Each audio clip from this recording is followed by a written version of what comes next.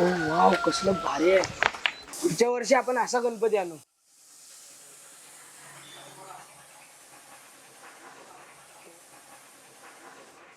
बाबा, फुल एस्थेटिक आहे. एक रील तर बनवतो. रील तर बनवशील रे, पण त्याआधी मनात थोडा श्रद्धेचा फिल्टर तर लाव. श्रद्धेचा फिल्टर? होय, श्रद्धेचा फिल्टर. एकदा अनुभवून तर बघ, मग कळेल तुला.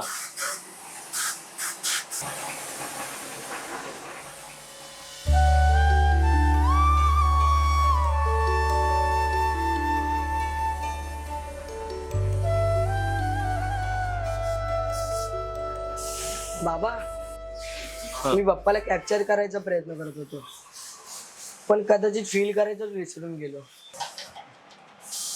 म्हणूनच म्हणतो आर्यन, भक्ती ही लेन्स मधून नाही तर अंतःकरणातून दिसते. समजलं आता. फ्रेम परफेक्ट नसली तरी फिलिंग परफेक्ट असली की बास. अगदी बरोबर. कारण बाप्पा लाईक साठी नाही तर भावनेसाठी येतात. कळलं का? आपल्याला कोणता गणपती घेऊया यंदा? आर्यन, ही मूर्ती घेऊया का यंदा? हा, ही छान आहे. मातीची पण आहे ना आणि सुंदर आहे. दादा, यंदा आम्हाला अशीच मूर्ती पाहिजे. चालेल चालेल. हा? ठीक आहे ठीक आहे. मी पाठ पाठवतो. हो. चल, बरीच कामं बाकी आहेत अजून. आईने काय काय सांगितलं माहिती आहे ना तुला? संगमेश्वरात मुसळधार पाऊस, चिपळूण कराड महामार्गावरची वाहतूक बंद.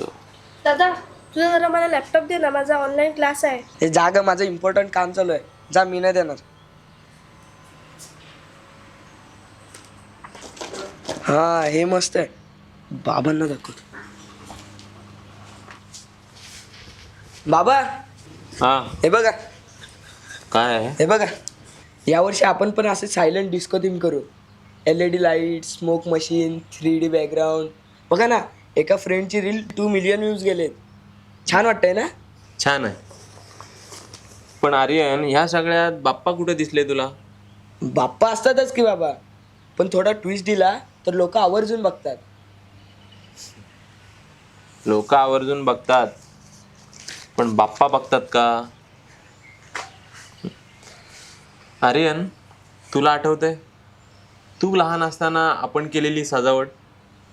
नाही हो बाबा. नाही आठवतंय? चल, तुला मग मी आता गंमत दाखवतो तुझ्या लहानपणची. ये काय? अरे ये तर. आपल्या माळ्यावर एक पेटी आहे.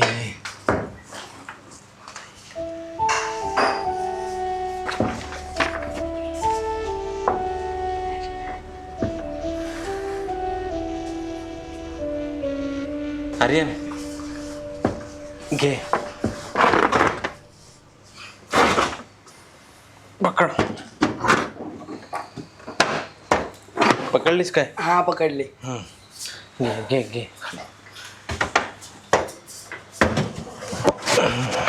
आणि इकडे.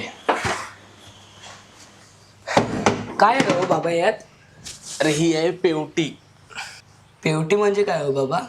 पेवटी म्हणजे आमच्या गणेशोत्सवातल्या आठवणींचा पेटारा. तुला बघायचं याच्यात काय? हे बघ.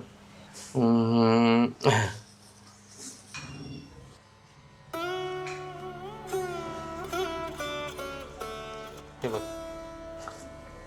हे तुझ्या लक्षात आहे? हे तू तुझ्या हातांनी बनवलं होतंस. हे अजून आहे? आहे. कागद थोडा फाटलाय, तरी त्या आठवणी मात्र अजूनही ताज्या आहेत. तू लहान असताना गणपतीची सजावट केली होतीस ना, त्यावेळी तुझा भाव अगदी खरा होता. तुझ्या लहानपणीचा गणेशोत्सव अजूनही माझ्या डोळ्यासमोर आहे, अगदी जसाच्या तसा. त्यावेळेस तू काय करत होतास हे तुलाच माहीत नसायचं, पण बाप्पासाठी काहीतरी खास करतोयस ही भावना मात्र पक्की होती. अरे, कधी कधी त्या पताका सुद्धा उलट्या चिकटवायचास. पण तुझी श्रद्धा नेहमी बरोबर असायची. अरे बाळा आर्यन, हे उलट चिकटवतोयस तू. असं नाही चिकटवायचं. हे बघ, हे इथं चिकटवायचं. ते रंगीबेरंगी कागद, गोंद, कात्र्या आणि त्या छोट्या छोट्या पताकातून तयार झालेल्या आठवणी. आणखी एक सांगू, त्या कागदाच्या पताकातून केलेली सजावट आणि रानफुलं रानफळांनी सजवलेला तो निसर्ग मंडप साधा होता रे, पण आपलाच होता. मातीपासून सुरू होऊन पुन्हा मातीशीच नातं सांगणारी आणि त्या पताकांच्या मागे लपलेली तुझी निरागस श्रद्धा अजून आठवते रे. अरे तेव्हा आपण जी सजावट केली ना, ती कुठल्या तरी ट्रेंडची नव्हतीच. ती होती आपल्या कोकणातल्या खऱ्याखुऱ्या गणपती उत्सवाचं मूळ स्वरूप. ती होती आपली मूळ संस्कृती, मातीशी निसर्गाशी जोडलेली एक जिवंत परंपरा. ती आज फक्त आठवणीत उरली. बाबा खरं सांगू, सजावटीला आकर्षण वाटतं, पण संस्कृतीला बाप्पाची प्रेमळ साथ मिळते. मग तुला सजावट हवी की संस्कृती? कारण सजावट पाहणाऱ्यांना भावते आणि संस्कृती बाप्पाला. ठरलं तर मग यंदा डेकोरेशन मी करतो, पण आयडियाजने नाही, आठवणींच्या थीमने.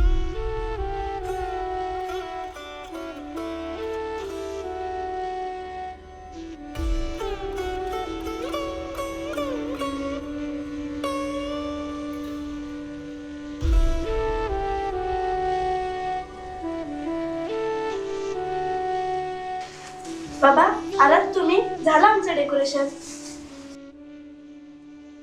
बाबा कसं वाटलं? अरे मस्त आहे रे.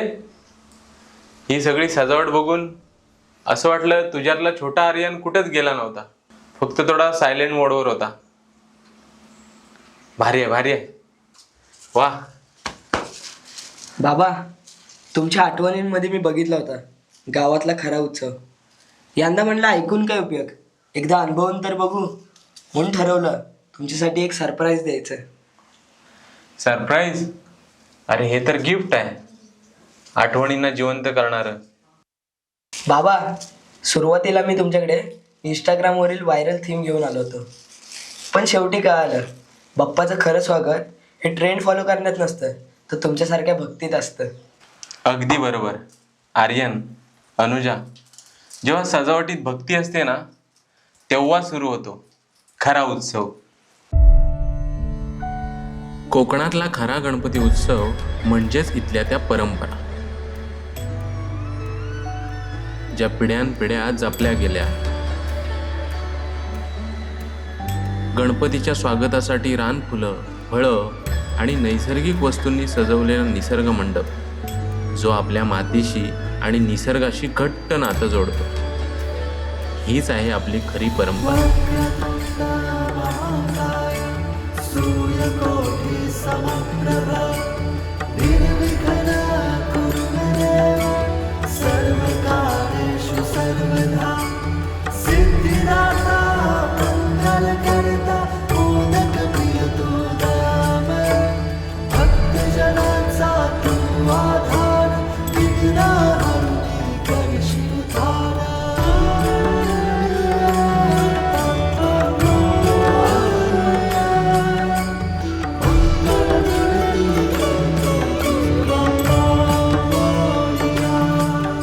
हाच आहे आपल्या कोकणातील खऱ्या उत्सवाचा खरा रंग.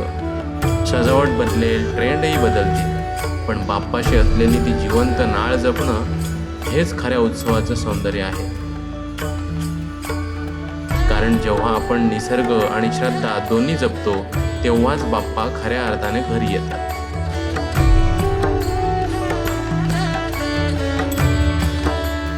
तर चला मग नव्या पिढीला ओळख करून देऊया पिढ्यानपिढ्या जपत आलेल्या आणि आपल्या मातीशी घट्ट नातं सांगणाऱ्या या परंपरेची. कारण बाप्पा कुठल्या ट्रेंडसाठी नव्हे, तर श्रद्धेसाठी येतात.